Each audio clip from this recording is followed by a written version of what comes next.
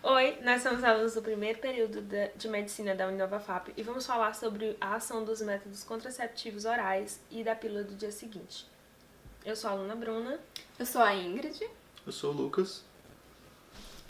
Bom, eu vou falar sobre a ação dos anticoncepcionais. Os anticoncepcionais são comprimidos de progesterona e estrógeno e eles têm a função de manter constante os níveis desses hormônios no organismo feminino.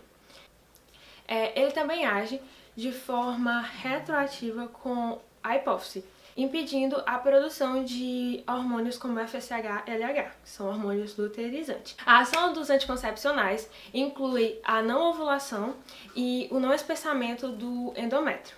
Como a gente pode perceber aqui, o ciclo menstrual com o uso do anticoncepcional, ele fica constante o seu ovócito.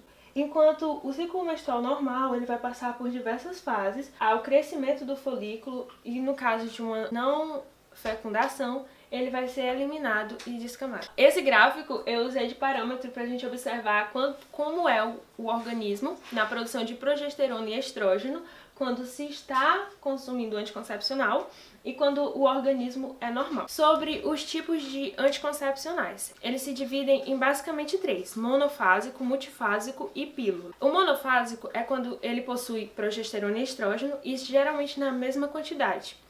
O multifásico é os mesmos hormônios, progesterona e estrógeno, mas em quantidades diferentes. E a mini pílula, ela é formada somente por progesterona, é usada geralmente por mulheres na sua fase puerpéria ou na menopausa. Sobre o uso do anticoncepcional.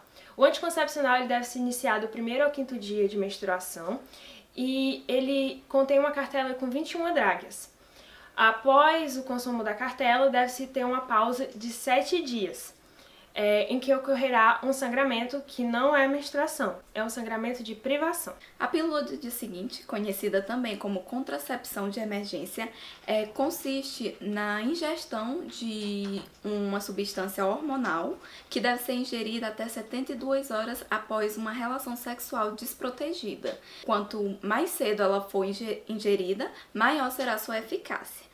A pílula do dia seguinte ela vai ter como objetivo evitar a gravidez indesejada em alguns casos específicos, como casos de abuso sexual, rompimento do preservativo e em casos que houve o esquecimento do anticoncepcional de rotina.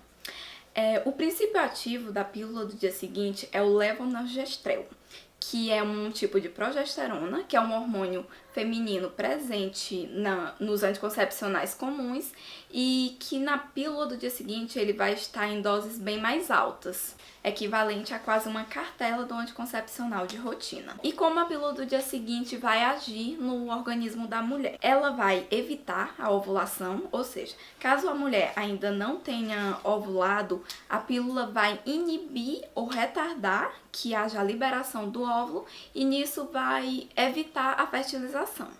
Ela também impede a fixação do óvulo no útero, ou seja, caso tenha ocorrido a fertilização, mas ainda não tenha ocorrido a nidação do óvulo, a pílula vai alterar a parede uterina e vai inibir essa fixação. E esse óvulo vai ser liberado pela menstruação. Ela também age barrando os espermatozoides. A pílula vai alterar o muco vaginal e vai tornar o ambiente hostil para os espermatozoides. Nisso, eles não vão conseguir chegar às tubas uterinas e não vai ocorrer a fertilização. E caso já tenha ocorrido a fertilização e a nidação do óvulo, a pílula do dia seguinte ela não irá funcionar. Nesse caso, a mulher já vai estar grávida. Ainda falando sobre a pílula do dia seguinte, é importante lembrar que ela não deve ser usada como método contraceptivo, devido às suas altas taxas hormonais. Bem, agora eu vou falar um pouco sobre as contraindicações dos métodos contraceptivos orais. Ele não é indicado para mulheres obesas, que tenham pressão alta, com históricos de enfermidades sanguíneas como trombose e AVC, que sejam diabéticas, que tenham doenças hepáticas. Não é indicado para mulheres com histórico de câncer de mama, útero ou ovário, ou que sejam fumantes. Vou falar um pouco sobre os possíveis efeitos colaterais. Bem, pode ocorrer dores de cabeça, mudanças de humor, náuseas, vômitos e mal-estar, retenções de líquidos, alterações do peso e reações de hipersensibilidade.